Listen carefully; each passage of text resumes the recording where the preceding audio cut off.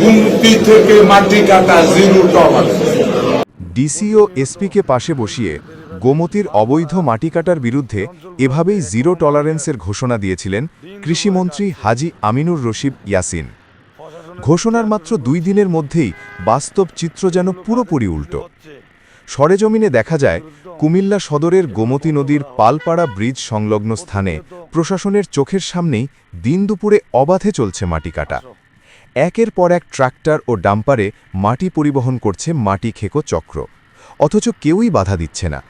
এতে জনমনে প্রশ্ন দেখা দিয়েছে, মন্ত্রী মহোদয়ের কড়া নির্দেশনার পরও মাঠ পর্যায়ে প্রশাসন কেন এতটা নিশ্চুপ? তবে কি প্রভাবশালী মহমের চাপে দায়িত্বশীলরা নীরব ভূমিকা পালন করছেন? স্থানীয়রা বলছেন, এভাবে নির্বিচারে মাটি কাটার ফলে একদিকে যেমন পরিবেশ ও নদী মারাত্মক হুমকির মুখে পড়ছে, অন্যদিকে বাড়ছে ভাঙন ও জনদুর্ভোগ। দ্রুত কার্যকর ব্যবস্থা না নিলে পরিস্থিতি আরও ভয়াবহ আকার ধারণ করতে পারে। সচেতন মহলের দাবি, শুধু ঘোষণা নয়, অবিলম্বে দৃশ্যমান অভিযান ও দৃষ্টান্তমূলক শাস্তির মাধ্যমেই অবৈধ মাটি কাটার মতো অপরাধ বন্ধ করা সম্ভব। গোমতী বাঁচাও, কুমিল্লাকে বাঁচাও। রুহুল আমিন চৌধুরী সুমন, দৈনিক কুমিল্লার ডাক।